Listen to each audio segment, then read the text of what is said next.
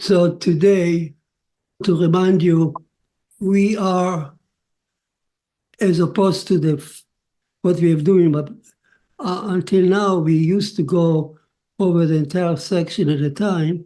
Now we select topics, and the topics of today is how to become Abraham ally.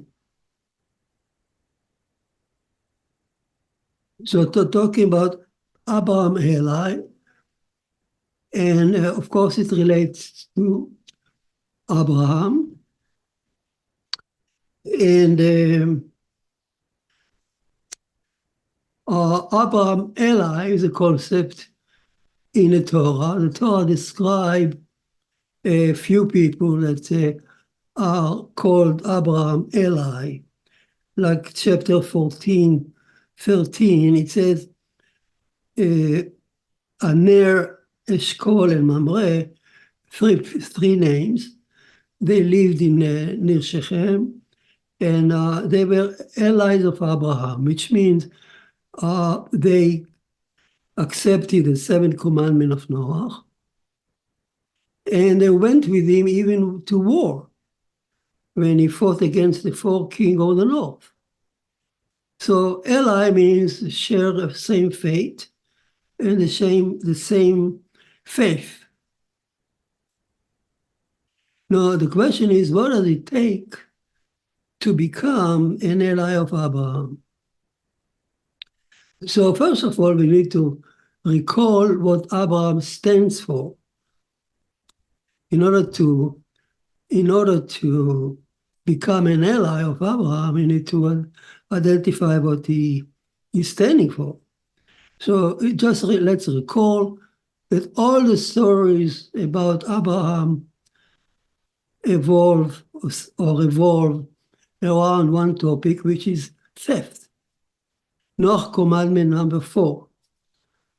The same way that all the story of Noah revolve around number 3, bloodshed. Here, the story of Abraham that followed Noah revolve around number 4, all of them. So we said we can take a brush and paint them all with the same color that present theft. And then the stories go one by one, we don't have to repeat them, and different type of theft. You can steal people, you can steal land, you can steal property, money, and you can steal even intellectual property, faith.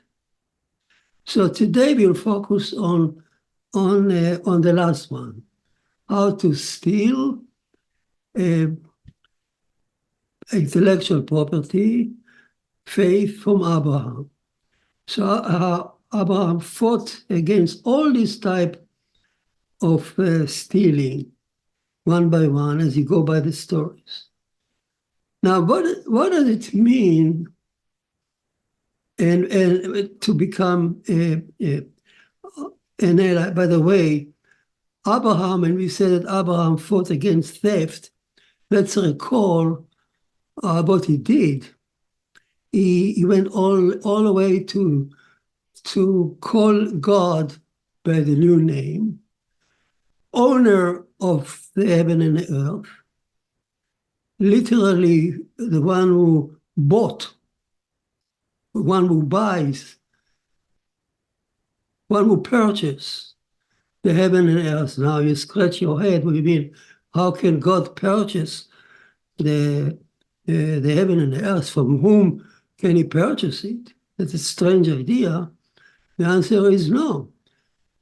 He owns it by the virtue of making it, by the right of the artist to own the art that he produces. Since God is a beautiful, is a talented architect, created such a wise and beautiful world, Abraham said, and so he owns it. He learned it from his father, and so in that sense, he owns everything, and theft become not just a crime, a social crime. Theft become an act against God's possession. God is the owner of everything, so if you steal, you actually violate God's ownership. So he changed the idea behind theft. And he also called God by the new name, the owner of the purchaser, the owner of heaven and earth, Adonai, the master. He owns me. I am his slave. Circumcision is the emblem of the owner in my flesh. And I'm just repeating, those things should flush our mind anytime we learn about Abraham. So these are the tenets of Abraham faith, the new thing that he invented, introduced into religion, above what Noah did, what Noah knew. And it was accepted by God. It was not a new religion, it was one step higher. So now let's go back to our topic. The topic now is how to become Abraham's ally. You need to understand those ideas and to join him. When an ally is not just somebody who sits on the balcony and clap his hand, a spectator. An ally is somebody who share with you the faith, who struggle, identify with your goals, and struggle with you to achieve those goals, to the good or bad, or to be ready to either be successful or fail. Let's say United States. When United States became an ally of Britain in a war against Germany, Nazi Germany, so it was now a common goal. And without the United States, an ally of Britain alone wouldn't be achieved that goal. So here is an example of how allies needed to support, to achieve a goal that otherwise would be very difficult to achieve. So when I said that Abraham is seeking allies, it means Abraham knew that there are goals that he cannot achieve by himself. The goal of humanity from chapter 1, we know, Adam, mankind, he was born to become not just good, but very good. Yeah, that's chapter 1. After Adam is made, God saw everything that was done, and behold, it was very good. So Adam is born to elevate himself from just being good like any other animal in the eyes of God, to become very good. And to become very good, you need to take several steps. We know what it means. He needs to take the Shekhinah to his heart, change his heart, in order to get into the Sabbath. So Abraham knew that goal, and to achieve the goal of to change humanity in that direction, he needed allies. He wouldn't achieve it by himself. It turned out that it was very difficult, and it's still very difficult to become Abraham's ally. Why? Because it's very difficult to accept Adam and to stick to it, and to take Abraham leadership. For instance, let's go to this group, Aner, Eshkol Mamre, we mentioned them. They were, the Torah described them as Abraham allies. So they even joined him at war. What happened to them? At the war, after the war was over, they descended on the loot, and they start to despoil and to divide the loot between themselves. And they even offered, King of Sodom offer Abraham a part of the loot. Now, for Abraham, it is an abomination. Loot taken by force, that's stealing, and that's against his fight against theft. So Abraham rejected joining the loot. And the Aner Eshkol Mamre did take part, and by this, they became disqualified to remain Abraham allies, and I don't remember anymore about them.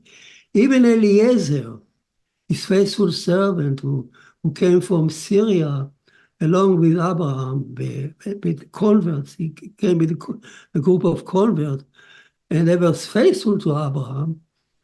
They were his household. Yet when Abraham passed away, they all reverted to idolatry. None of them remained faithful. So they cannot be called ally of Abraham. And who else was there? Another character by the name of Melchizedek, the king of Salem, if you remember. He seemed to be a disciple of Abraham, because he said, "Blessed is Abraham to the supreme heir who purchased the heaven and earth." So he uses Abraham vocabulary to bless Abraham, supreme heir who purchases the heaven and earth. That's exactly what Abraham taught him. But he said supreme. If he said supreme heir, it means that there was a hint that he believed in inferior heir. So he believed that God might have other deities, like family deities, a wife, a son, a daughter. We should also worship them. And that's a no. Abraham believed in pure oneness. So if you add anything to one God, you are not qualified to become Abraham ally. And indeed, Melchizedek passes away, and he is not called an ally of Abraham. So who else? Any other character in the story? Yes. There is a character named Avimelech, the king of the Philistines. He's the only one remaining in the story. And indeed, Avimelech, the king of Philistine, we met him last time. Remember, he abducted Sarah. He claimed that he didn't know that she is married. And the story ended up quite nicely. God appeared to him. That's a sign that God appreciated him enough to appear to him and warn him. So he returned Sarah to Abraham, even gave Abraham a lot of gifts, and he allowed Abraham to dwell in the land of the Philistines for a long time. So that Avimelech, let's look what happened to him. The Torah devotes a lot of verses to Avimelech.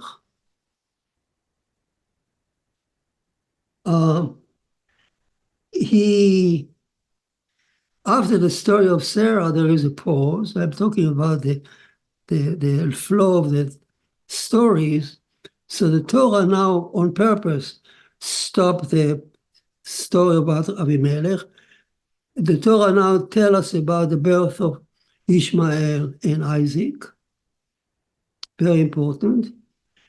And the story of binding on Isaac on Mount Moriah.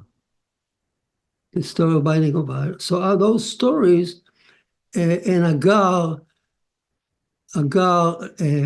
leaving Abraham, remember, she cried, Ishmael almost died. So all the stories about Ishmael and Isaac intercede now, and the Torah goes back to Abimelech.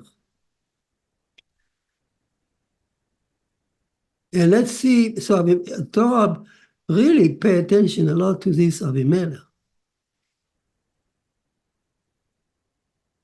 And Ishmael, at that point of the story, Ishmael and Agar leave the land of Canaan, leave the land of Israel, and they dwell in the deserts. Paran, it could be in Sinai Desert or Saudi Arabia, Ishmael lived. Whereas Isaac stays with Abraham in the Holy Land. Now let's go on Torah now, after telling about the boys of the two children of Abraham, Ishmael and Isaac. The question is, who is going to be the heir and the owner of the land of Israel? The Torah now goes back to Avimelech, chapter 21, 22. 21, verse 22.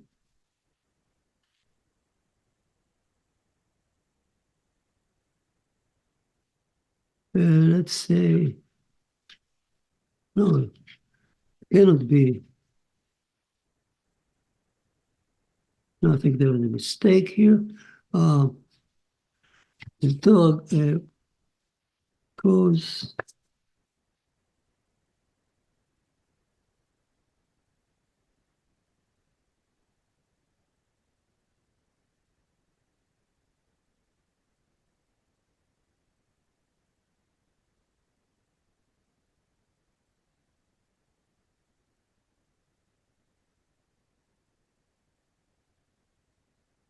Let's see.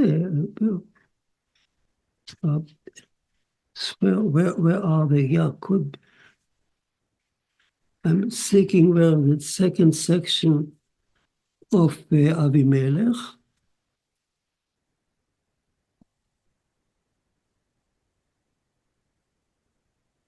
Yeah, it's chapter 21.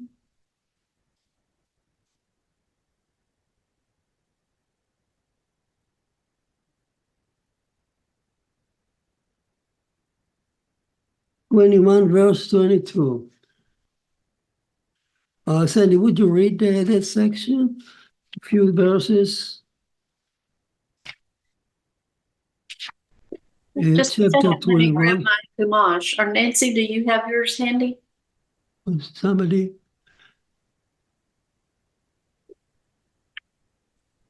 I mean, I can read it online. 21, 22. So let me make sure I'm on. Yeah. Verse 22. At that time, Abimelech and Phicol, chief of his troops, said to Abraham, God is with you in everything that you do. Therefore, swear to me here by God that you will not deal falsely with me or with my kith and kin, but will deal with me and with the land in which you have sojourned as loyally as I have dealt with you. And Abraham said, I swear it. Yes. Keep going. Okay. Then Abraham reproached Abimelech for the well of water which the servants of Abimelech had seized. But Abimelech said, I do not know who did this. You did not tell me, nor have I heard of it until today. Abraham took sheep and oxen and gave them to Abimelech, and the two of them made a pact. Abraham then set 7 ewes of the flock by themselves, and Abimelech said to Abraham, what mean these 7 ewes which you have set apart? He replied, "You are to accept these 7 ewes from me as proof that I dug this well." Hence that place was called Beersheba, for there the 2 of them swore an oath. When they concluded the pact at Beersheba, Abimelech and Phicol, chief of his troops, departed and returned to the land of the Philistines. Yeah, let's see another verse in next one. Next one. Abraham. Abraham planted, No, and he planted. okay, he planted tamarisk at Beersheba and invoked there the name of Hashem, the everlasting God. Yeah, another verse. Abraham resided in the land of the Philistines a long time. Okay, great. So here is a story devoted to relationship of Abimelech and Abraham, and the Abimelech, who Abraham was still living in the land of Philistine. Now they come to him and they tell him, "Oh, you are very successful. Swear to us at God that you will always relate it to us into our descendant in favor, as I did favor to you." So here is a recognition that Abraham is going to be, or his seed, they're going to be the owner of the land. So here the Philistine recognizing Abraham's right to the Holy Land, and they swear. Now, you would overlook historically, not important, but Rabbeinu Bachya emphasized this is the first time ever that the swear oath is mentioned in the Torah. And we have a rule of thumb that whenever a important concept is mentioned the first time in the Torah, there you can find the real meaning of it, what the Torah mean about it. So here is the oath. The first time the oath is mentioned. So Rabbeinu Bachya explained what is the oath, why did they need the oath of the treaty between them in the eyes of the Torah. The oath make God a part of the covenant, of the treaty. So on one hand, there's 2 sides. On one hand, God will be scrutinized what each side really, if each side really keep the covenant truly in his heart. Not only a person can pretend to keep the covenant, but in his heart he may think otherwise. But when God is part of it, he look at the heart of the participant. So the oath ensure that God will take care of those who are not serious, who are not faithful to the covenant. And he will punish them or take them away from the covenant. Secondly, if God is a part of the covenant, he will try to ensure, to implement it, that it will happen. So that's very important because they pledge to each other that Abraham, first of all, he allowed Abraham to live for a long time in the land of the Philistine, and for that kindness, he asked Abraham to pledge that when time will come, let's say in Joshua time, generations later, when Abraham descended will come to all take what God promised them, that they will be treated well. So that's the oath.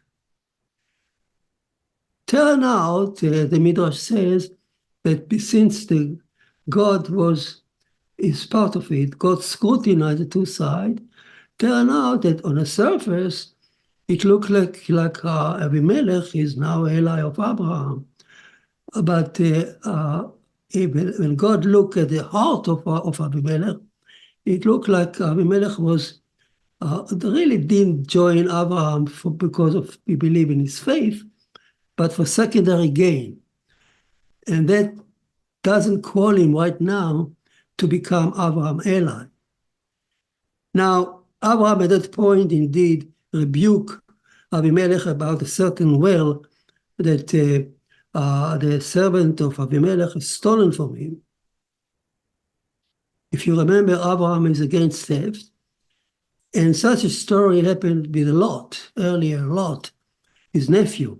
Abraham departed from his nephew forever. He said, I'm going to have nothing to do with you because your people stole water from the locals. So such a story of stealing water was very, very, it's an abomination in the eyes of Abraham, and he would have left Philistine. He accused him for stealing water, but Abimelech apologized, said, I didn't know. The same way he said about Sarah, I didn't know. And I've never heard about him, and Abraham believed in him and pardoned him. And now an important story that took seven goats, and as a token that this well belonged to Abraham. Now, water, the Midrash is, of course, saying that it's not just the water, but it's about faith. The water represents faith, and the 7 sheep stand for the 7 commandments. Wow. So here Abimelech is being slowly elevated. From a host of Abraham, he now pledges, he actually accepts the 7 commandments, according to this interpretation. And he accepts the water of Torah that come from Abraham. It's called all this minute detail of the law that come from Abraham about the 7 law, he accepted. In addition to the ownership of Abraham on the land. So he is approaching the status of Abraham allies. And they sign a treaty, and Abimelech goes back to his own palace, land. And here is an important point. Abraham, at that point, planted Eshel, a tree, the famous Eshel tree. Eshel is the name of a certain kind of a tree, but its acronym Eshel is Achila Shtiya Lina, drinking, eating, drinking, sleeping. He established hotels and caravans on crossroads where he fed people free and let them sleep free. He provided food for the passengers, for the poor. And the only thing he asked them is to praise not him, but the God who owns everything. And that's why he called the name of God. Rashi explained here, how did he call the name of God? By asking the people to recognize and to bless Hashem for everything good that they use. Here is a place where Abraham introduced blessing in Judaism, where we bless God for good food, for good clothes, for a good house, and we're seeing good scenery, and nice scenery. Every good experience, there are special blessing. All comes from here.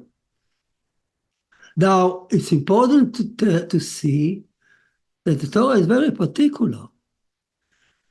Abraham wouldn't do it, would be able to establish those caravans without the help of Abimelech. So here Abimelech really come close to what we would call an ally of Abraham. He allowed him to spread his faith with support, with his support. Without Avimelech's support, Abraham wouldn't be able to do it. And Abraham was so pleased that he lived in Palestine many days. Rashi says 26 years, more than in any other place, more than in Hebron. So here is the notion, we come to the notion that Noahide, like Abimelech, who accepted the seventh commandment of Noah, he comes very close to be called Abraham Eli, and he helped Abraham to achieve a goal that otherwise he wouldn't be able to achieve, to spread the grace of God, unlimited. Abraham didn't ask the passenger who they are. Abraham gave unconditional grace and help to everyone who needed it. He didn't ask for any history. He didn't look for the history of a person or the character. He just gave unlimited compassion and help to people, grace. That's Abraham. We will see in a minute that Isaac is the opposite. So here is a story of Abraham and Avimelech, and the Torah now jump forward to the story of Isaac. Isaac and the same Avimelech, because everything turns not so nice and not so easy. Let's turn to chapter 26.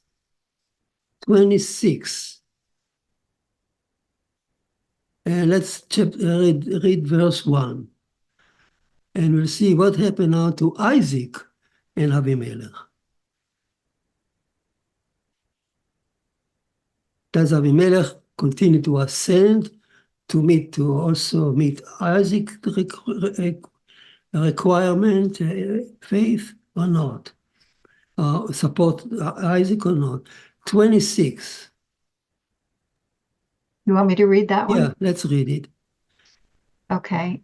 Chapter 26, verse 26, verse 1. Verse 1. There was a famine in the land, aside from the previous famine that had occurred in the days of Abraham. And Isaac went to Abimelech, king of the Philistines in Gerar. Yeah. Yeah, let's go on. Yeah, Okay. Hashem had appeared to him and said, "Do not go down to Egypt. Stay in the land which I point out to you. Reside in this land, and I will be with you and bless you.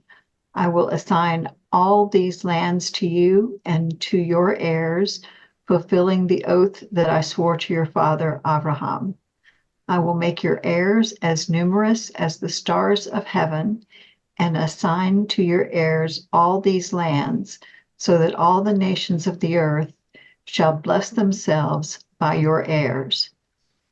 Inasmuch as Abraham obeyed me and kept my charge, my commandments, my laws, and my teaching." Okay. There is a hunger, and Hashem tell Isaac, do not go out of the land. You cannot go. Rashi said, Hashem tell Isaac, do not go down to Egypt.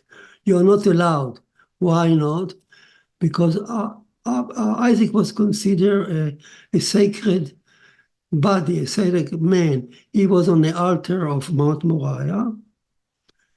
And as such, he got sanctification of an altar, of holiness from the altar. And he cannot go outside the border of Israel. Abraham did go down to Egypt. The story of Sarah was abducted there. But you, Isaac, should not go. And look, it doesn't, English translation destroyed. Hashem says, Shchon, but dwell, which the Midrash picked up. Dwell you bring the Shekhinah to the earth. And Shchon is also, Shchuna is neighborhood. But when you bring the Shekhinah down, you create neighborhood, you create borders, which means up there is, to Abraham, God is the heavenly court. In chapter 1, creation, attribute of Elohim, created 6 days. And then he shared the other attribute of mercy with him to create Adam. So the heavenly court up there. So for Abraham, grace and mercy is in the heavenly court. It's everywhere. But we know that the Shekhinah wants to enter, not to stay up there, but the Shekhinah wants to enter out of the 6 days, to enter our world. From Friday, she entered on Friday afternoon, and now she wants to go to Thursday, to go to Wednesday, to fill the entire world and to fill our heart. So when she comes down, Hashem says, you, Isaac, are in charge of that. You are going to bring the Shekhinah down. And as she comes down, she holiness create borders. What borders of holiness? But because I gave you an example, when she comes down to the land of the Holy Land become holier than the rest of the world, holier than Egypt. Now, within the Holy Land, Jerusalem, around Mount Moriah, it become holier than the rest of the Holy Land. And within Jerusalem, Mount Moriah is holier than the rest of the city. And within Mount Moriah, the place of Isaac was bound on a rock there, the place of the Holy of Holy, is a place where the cherub will one day stand. So this is the holiest of holy. So as the Shekhinah comes down on a mountain within the land of Israel, on the place where Isaac had been bound, now it creates circle of holiness around her. That's called Shechina, neighborhood, borders. And you, Isaac, because of that, cannot go out of the land of Israel.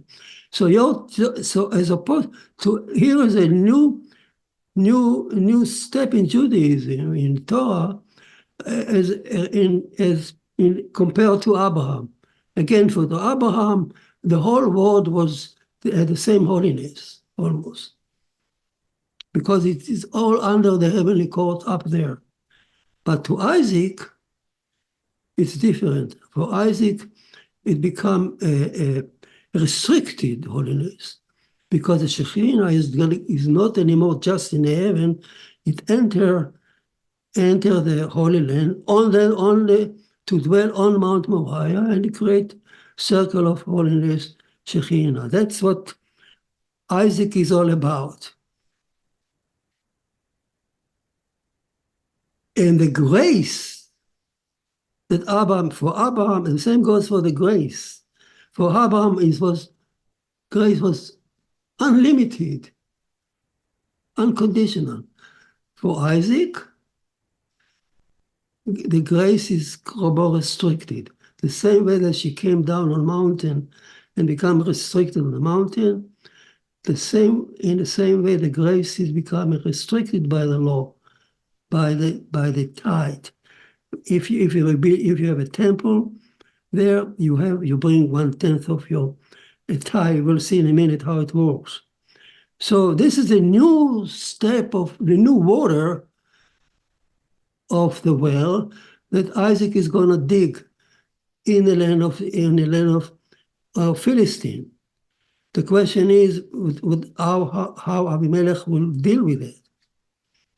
So Hashem, first of all, promised Abraham, Isaac said, I will be with you.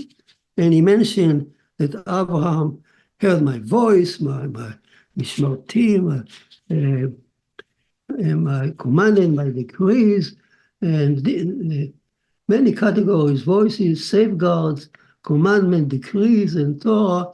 So all that refer to the seventh commandment. So you see how rich the seven commandments are. You have all kind of categories within the seven commandments. Hashem voice, Hashem's safeguard, this commanded himself, decrees, and Torah. What does it mean? If you sit and learn, Jacob sat and learned 16 years in the Academy of Shem, those things. So Isaac sat in Gerar, and the story goes that Abimelech almost stumbled on Rebecca the same way he stumbled on Sarah. He almost abducted her, but he held himself. So it meant that Abimelech didn't really learn too much. He was still stuck. He was not really qualified yet to become Abraham Eli completely, as the Midrash says. But he allowed Isaac to live. And here, let's read verse 12.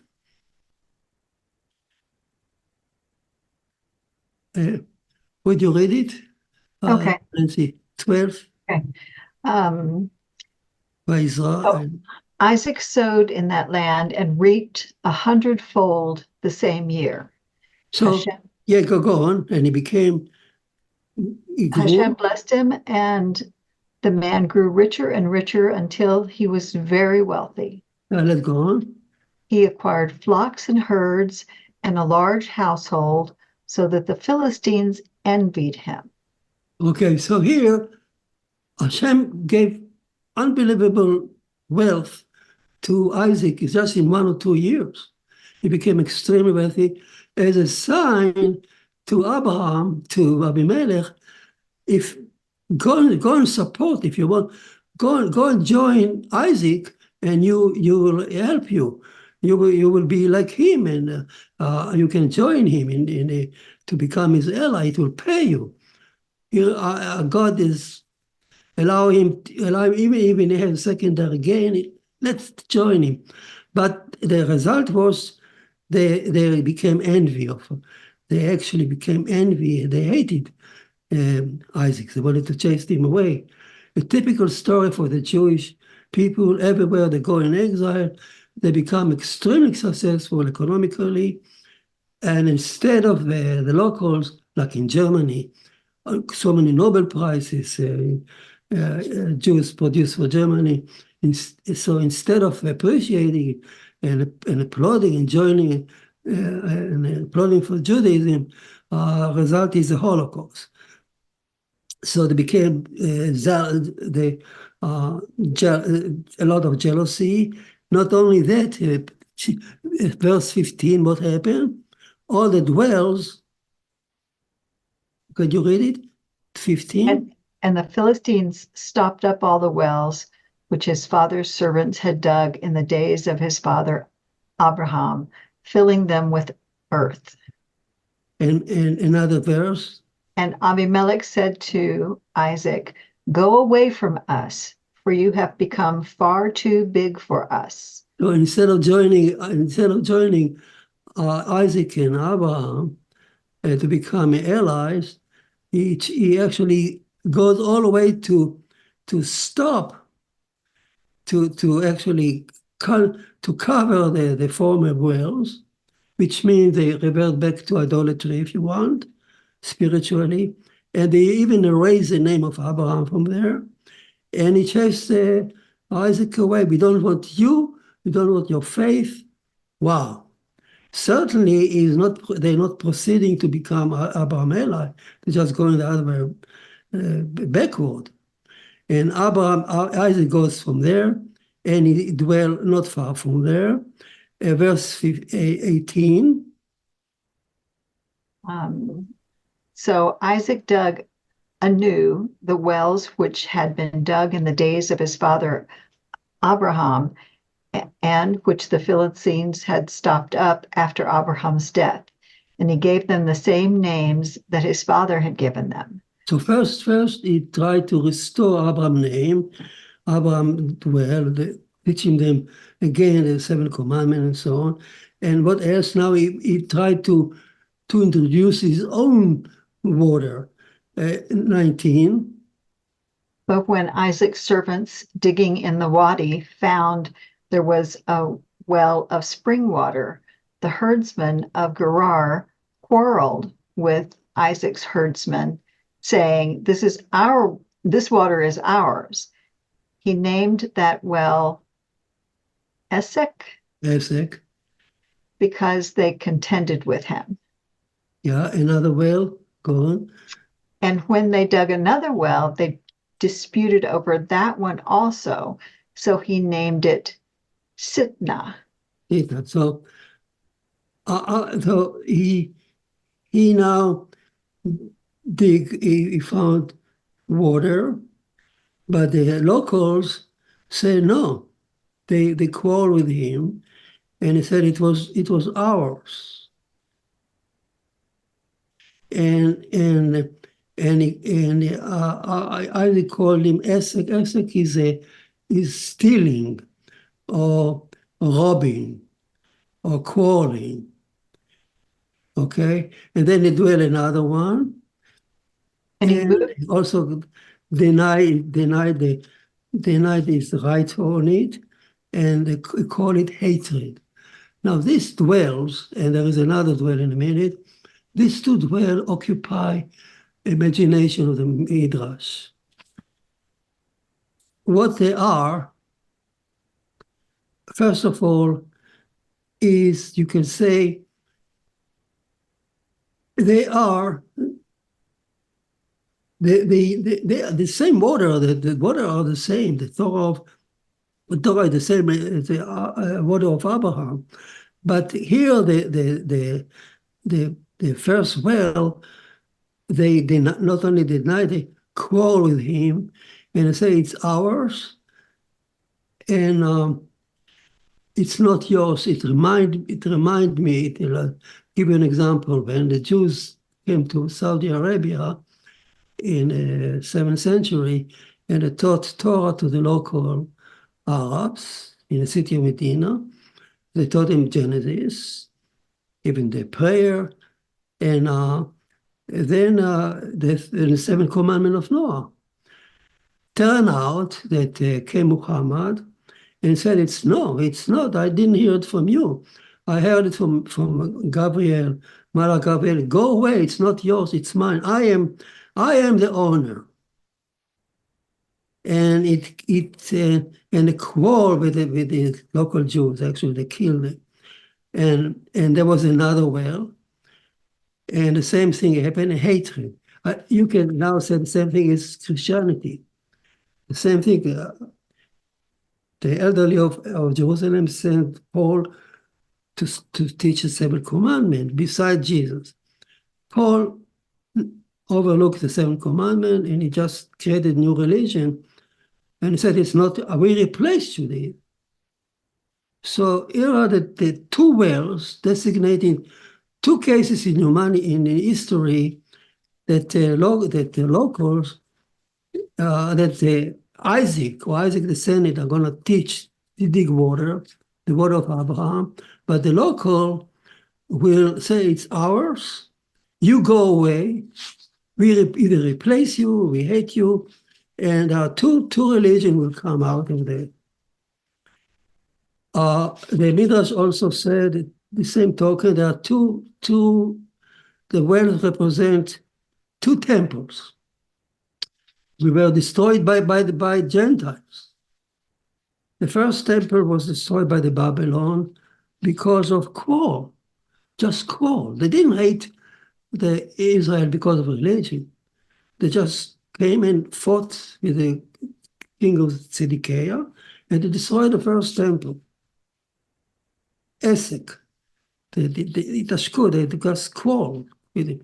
That's the first temple. The second temple, Sitnah, hatred, because when the Roman came and destroyed the second temple, it was already full with anti-Semitism and hatred.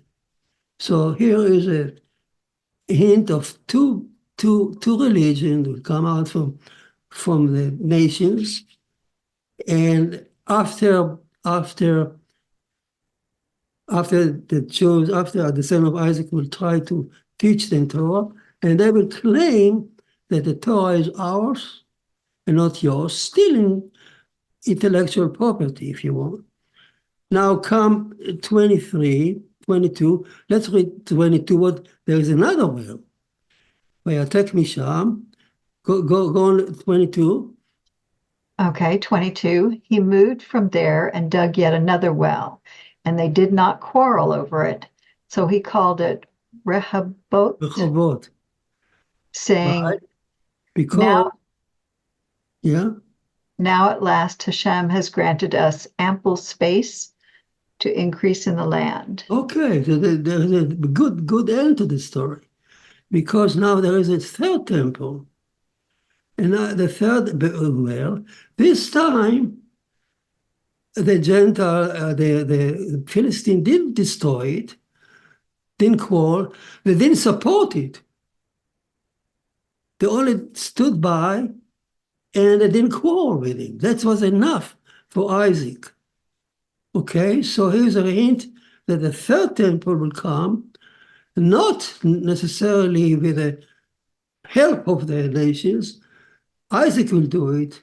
The children of Isaac will come back to the land of Israel, and they will establish the state of Israel, if you want, and build the third temple, and the nation will not interfere, but not necessarily become ally, not yet. What happened next? Let's read it. I want to. We don't have time, so let's go to verse 25. Says that he went away from them after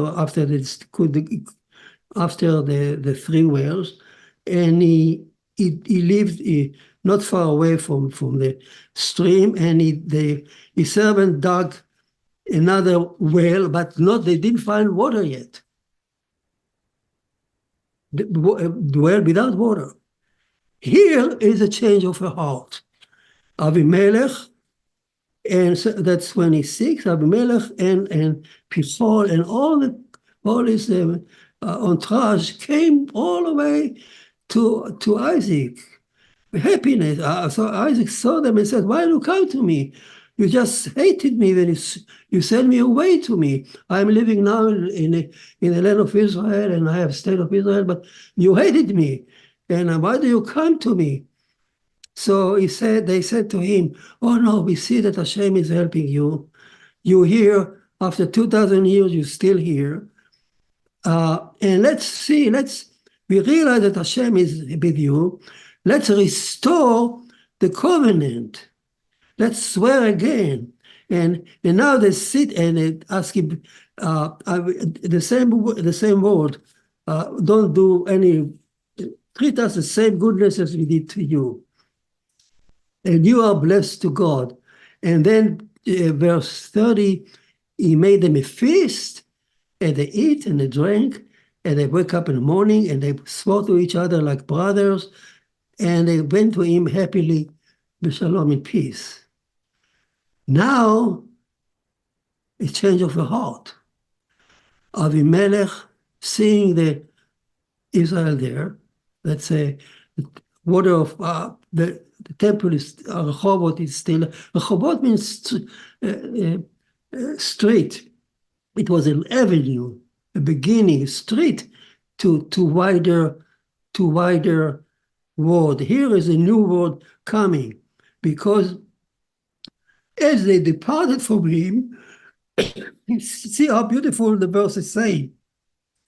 It's very particular. The moment they went out with him in peace, after they had feast with him, verse 32, that day, as they were departed, the servant of Isaac came and they said, "We found water."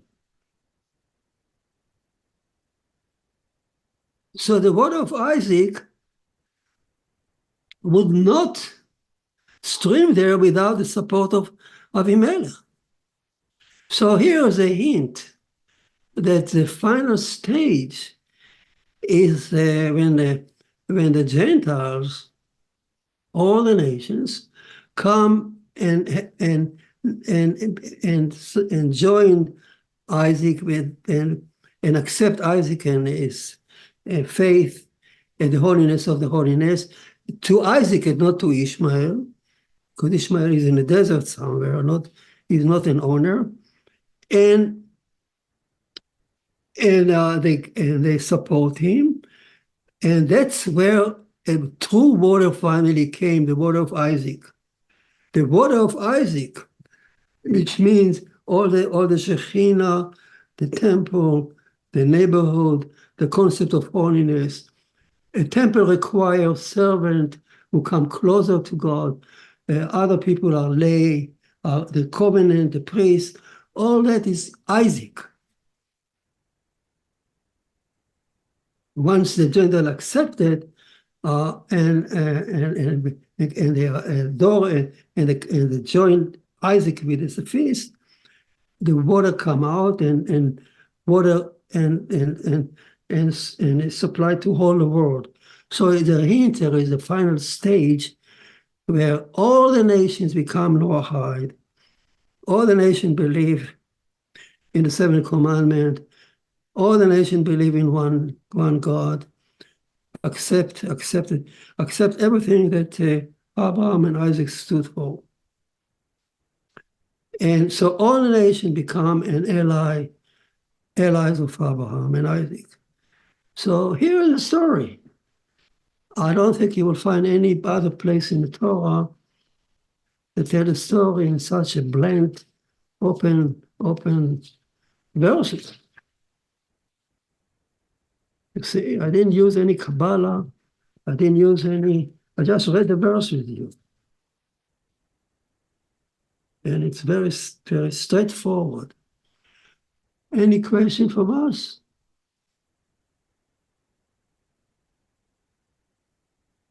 So you are the avant-garde.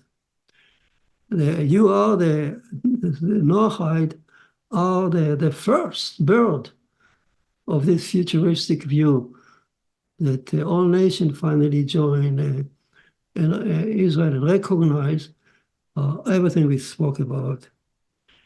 Well, it was nice to be with you.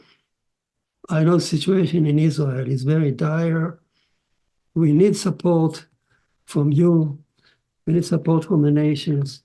Israel cannot stand alone against Iran, against China, against Russia, all these enemies there that supply the Arabs with so many ammunitions. And Israel just cannot stand alone without the help of the United States and the help of Noahide. We won't do it. A few weeks ago, when there was a stream of missiles, 300 of them, coming from Iran in one night over Israel without the help of the allies, like United States and Britain and France, I don't know what kind of damage it could have inflicted on Israel. Thank goodness we have allies, and we need more allies. And we need more steady allies. Okay, I don't need to tell you that, you know it by heart now. Okay, have a good week, and nice being with you. Take care. See you God willing, next week.